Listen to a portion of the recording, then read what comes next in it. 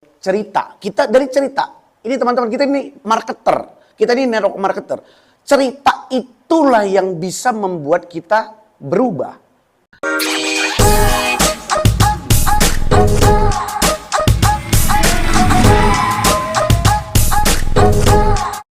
Trust me. Kenapa? Cerita itu, kita manusia sudah mendengar cerita dari kita kecil. Saya pun misalkan anak si Elisieva itu senang kalau diceritain. Sama kalau prospek pun senang diceritain. Cuman masalahnya cerita yang bagaimana? Apakah cerita bohong? Apakah cerita yang jujur? Apakah cerita yang mengada-ngada? Itu yang membedakan. Saya kebetulan suka dengar cerita gitu loh. Apalagi kalau cerita orang yang, saya nggak usah ngomong yang harus naik Lamborghini, enggak. Saya senang ketika orang bisa bayar uang sekolah. Saya senang ketika dia ada transformasi dalam hidupnya. Transformasi kecil-kecil pun nggak ada masalah. Nggak harus transformasi yang hidup saya, ini, bla. Yang sederhana tapi konsisten. The power of story. Makanya selalu orang bilang, fact will tell, story will sell. Jadi sebenarnya network marketer itu ngapain? Cerita, share your story. Nggak mungkin orang nggak bisa bercerita. Ya paling gampang cerita apa? Cerita pengalaman kamu tentang menggunakan produk, paling gampang, semua orang bisa. Cerita tentang kenapa kamu bergabung di bisnis, kamu kan bisa cerita.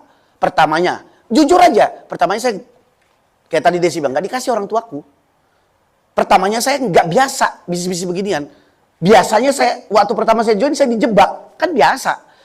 Orang akan ngelihat kejujuran. Ya, jujur.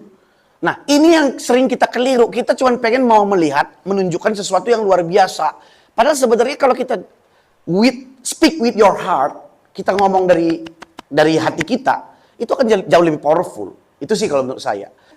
Masalah come and go. Jadi masalah nggak selalu ada, cuman bagaimana kita fokus sama solusinya. Jadi bukan cuma sekedar, aduh kita fokus. Nah problemnya di network marketing, teman-teman itu selalu fokus sama apa yang menjadi masalah saat itu. Saat itu misalkan, ya ini contoh nih, hal kecil. Misalkan kita nggak closing, kita fokusnya itu aja yang kita bahas. Para satu orang nih, jadi ketemu saya 5 kali, orang ini aja yang dibahas. Bang, itu kemarin dia dengan versi cerita yang berbeda. Itu kemarin kenapa ya? Kalau sudah ketemu sama saya sudah ngobrol baik-baik, tapi kok dia masih nolak katanya. Emang saya juga kan nggak punya kemampuan untuk kalau orang kalau nggak mau itu nggak bisa dipaksa. Emang kamu bisa apain orang nggak mau? Kan cuma cari yang mau. Prinsipnya Anda harus tahu. Prinsip itu yang paling dipegang. Bisnis apapun prinsipnya. Kalau Anda dapat prinsipnya, semua itu gampang. Prinsip sukses dalam bisnis apapun sudah pasti satu, kerja keras. Sudah pasti. Yang kedua, kerja cerdas. Yang ketiga, komitmen. Yang keempat apa? Konsistensi. Kreativitas, itu udah pasti. Mau bisnis apapun, termasuk network marketing. Namanya aja network. Bukan not work marketing. Not work. Not work itu kan ada kata work di situ.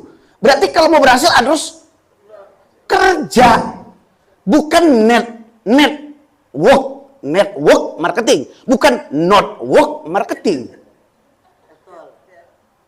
Betul? Jadi nggak ada menjanjikan keberhasilan tanpa work. Nah, sekarang apa worknya kita di network marketing? Nah, paling capek di network marketing, pengalaman saya paling capek itu cuma ketemu orang.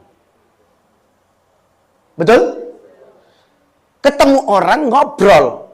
Itu kalau offline. Kalau online, paling capek live bikin konten. Itu aja. Nggak ada yang lain.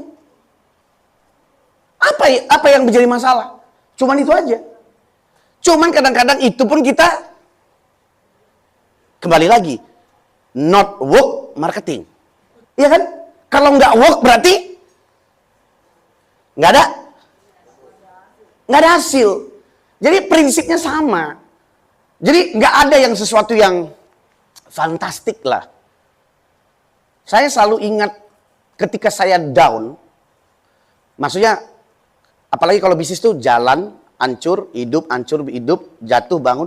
Sebenarnya jujur aja, Bisnis jaringan itu biasa kalau naik turun. Ya. Biasa, normal. Anda jangan gak usah kecewa, gak usah Anda bahas sekali. Kenapa ya didramatisir? Bang Indra, kenapa ya tim saya hilang semua? Kenapa ya dia nggak mau datang lagi Bang Indra? Katanya, iya saya juga nggak bisa bantu kamu. Bisnis lewat marketing biasa begitu. Apalagi makanya saya bilang, orang nggak akan pernah loyal sama seseorang. Anda harus catat itu. Orang cuma loyal sama mimpi dan keluarganya. Dan nomor satu itu pasti Tuhan. Habis itu mimpi dan keluarganya. Jadi people come and go itu normal aja. Nggak ada sesuatu. Jadi kalau udah memang tim kita lagi betul-betul terontok, solusinya work. Cari lagi. Mau carinya mau dari online bebas, mau dari offline bebas. Yang penting keluar rumah. Saya dulu leader saya almarhum dari Malaysia itu selalu bilang begitu. Keluar kau dari rumah katanya. Karena kebetulan saya itu teman lama sama dia gitu loh. Pernah di satu company sama. Kita yang lebih luar biasa lagi, kita satu guru, satu mentor. Itu bukan lagi mentor sebenarnya dibilang. Itu udah memang kayak hewan buas kalau dia tuh. Bukan kayak mentor serius. Itu memang, aduh, ampun dah. Semua kebun binatang bisa keluar dan segala macam. Tapi ya kita ya nunut gitu loh. Tapi itu yang bikin kita jadi. Walaupun kadang-kadang sakit hati. Tapi kan kalau sekarang, zaman viral begini, mana bisa lagi sih begitu? Kamu ngomong sedikit aja kasar, orang baper. Iya kan? Kalau dulu mana boleh.